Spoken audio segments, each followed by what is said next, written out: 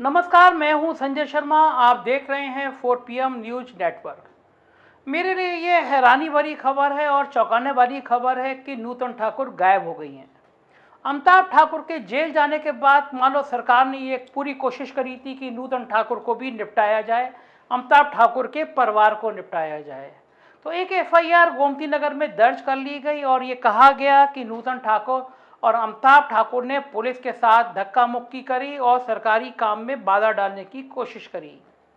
वो वीडियो पूरे देश ने देखे और पूरे देश ने आलोचना करी है कि एक IPS को किस तरह घसीट कर उसके घर से ले जाया गया। मानो इतने से ही मन नहीं भरा, सरकार का एक FIR और दर्ज कर ली गई नूतन ठाकुर के खिलाफ, उनके पति के खिलाफ सरकारी कामकाज में बाधा डालने की। ये सरकार है हजूर, जब जिस पे नाराज होती है तो उस पे ऐसे ही कहर बरसाती है।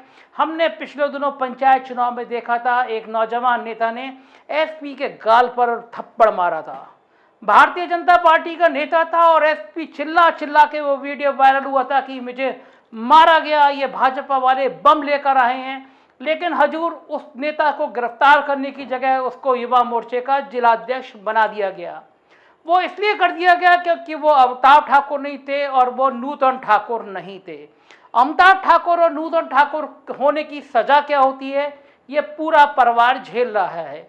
हम बात करते हैं गलतियां कहाँ अमिताभ ठाकुर और नूतन ठाकुर ने करी।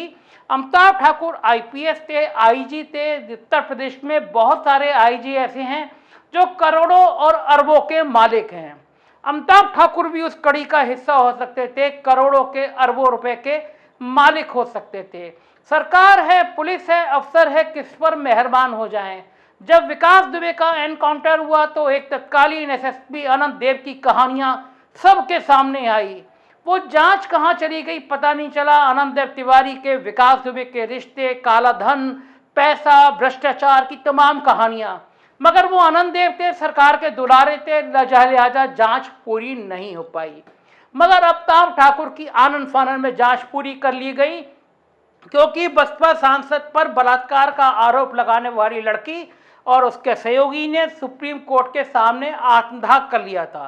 आत्मदाह करने से पहले उसने अमिताभ ठाकुर, तत्कालीन SSP अमित पाठक, कई जज समेत कई लोगों के नाम लिए थे, मगर बाकी लोग अमिताभ ठाकुर नहीं थे, सरकार को परेशान नहीं करते थे। लिहाजा गिरफ्तारी सिर्फ अमिताभ ठाकुर की जरूरी थी, उनके दिमाग ठीक करने थे। वो गोरखपुर से चुनाव लड़ने की हिमाकत कर रहे थे और रोज मुख्यमंत्री के कार्यशैली पर टिप्पणी कर रहे थे। सूर्य प्रताप सिंह ने भी, ये रिटायर्ड IAS है, उन्होंने भी ऐसी गलती करी। 7 FIR वो झेल रहे हैं, जेल के दरवाजे से होकर वापस आ पाए हैं। कल विनीता यादव, एक न्यूज नेशन की संपादक है, उन्होंने नूतन ठाकुर का इंटरव्यू किया। फूट फूट कर रो रही थी नूतन ठाकुर, बता रही थी किस तरह जुल्म और ज्यादती सिर्फ इसलिए हो रही है क्योंकि वो सच बोल रही हैं। इंटरव्यू वायरल हुआ और कुछ ही देर बाद पता चला कि एक मुकदमा दर्ज कर लिया गया है।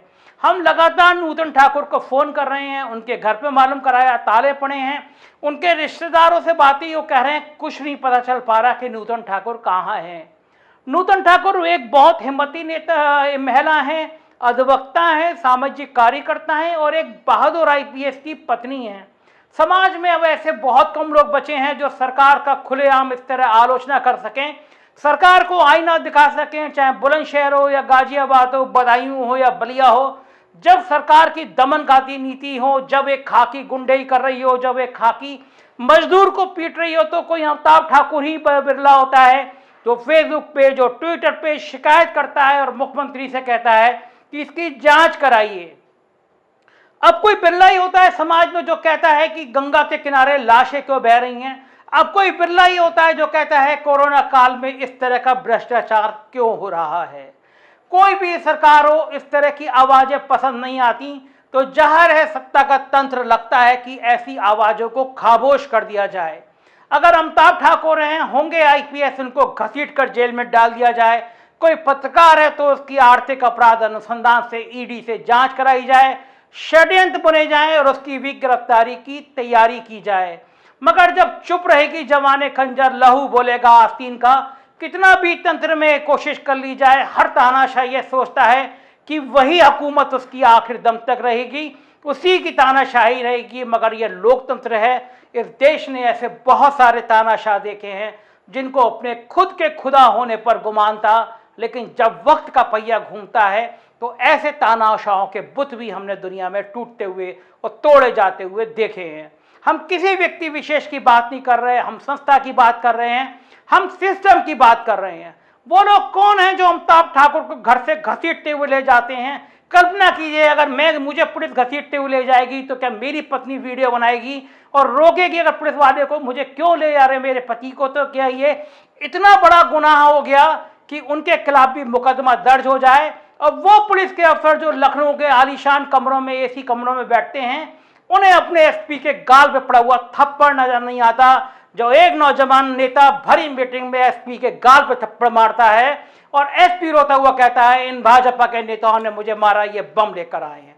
लेकिन हजूर यही सत्ता है, यही वर्दी है जो सरकार के आगे, जो बड़े बड़े अफसरानों के आगे दुम हिलाती है और कमजोरों पर कहर बरसाती है, चाहे वो कोई रिक्शे वाला हो, मजदूर हो या सरकार के खिलाफ आवाज उठाने वाला अमिताभ ठाकुर हो। हमारी चिंता यह है कि नूतन ठाकुर कहाँ है ये पता नहीं चल पा रहा, उनके बच्चे कहाँ हैं ये पता नहीं चल पा रहा। हो सकता है डर की वजह से वो भूमिगत हो गई हो। हमने पुलिस से भी संपर्क करने की कोशिश करी, मगर इस समाज में, इस दौर में जहां कभी किसी की भी हत्या हो जा रही है, किसी का भी बलात्कार हो जा रहा है, एक बहादुर महिला का इस तरह गायब होना कहीं ना कहीं चिंता पैदा करता है। समाज में बहुत कम लोग बचे हैं जो सच कहने की हिम्मत करते हैं और सिस्टम उनको तोड़ता रहता है।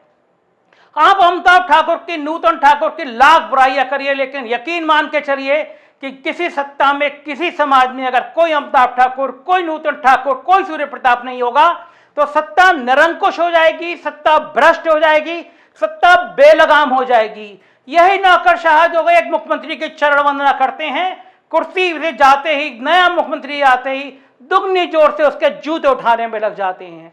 यही वो ब्यूरोक्रेट होते हैं जो किसी भी मुख्यमंत्री को समझाते हैं हजूर आप तो राम के राज में राम राज आ गया है, हर प्रजा खुश और चैन से है, जबकि हकीकत कहीं जुदा होती है। दुर्भाग्य यह है कि राजा को भी यही गुमान होता है कि सब कुछ अच्छा चल रहा है, कोई गरीब नहीं है, कोई परेशान नहीं है। हकीकत जाके देखिए, गांव में हाहाकार मचा हुआ है। आपके 5 किलो 6 किलो भोजन से काम नहीं चल पा रहा, गांव में दवाएं नहीं पहुंच रही हैं, बेरोजगारी है, डीजल पेट्रोल का रेट बढ़ा हुआ है। ऐसे में अगर कोई व्यक्ति आवाज उठा रहा है तो आपकी लाठी, आपकी जेल, आपकी एफआईआर उसे खामोश करने के लिए तैयार बैठी है। मेरी बड़ी चिंता यह है कि नूतन ठाकुर जैसी महिला का पता लगना चाहिए, सुरक्षा दी जानी चाहिए। अच्छा हो योगी आदित्यनाथ जी, मुख्यमंत्री जी खुद सहानुभूति का एक कदम बढ़ाएं, निंदक नहीं अगर आखिए आंगन कुटी छवाए। आप तो संत हैं, आप तो गेरे वस्त्र पहनते हैं, क्षमा आपको शोभा देती है, संत लोग तो हर एक को क्षमा करते हैं। तो अमिताभ ठाकुर और नूतन ठाकुर को भी क्षमा कीजिए और उनसे कहिए वो मुखर होकर सत्ता का विरोध करें। वो जितनी कमियां आपको बताएंगे, अगर आप उनको ठीक करेंगे तो हुकूमत तो आपकी ही चलनी है।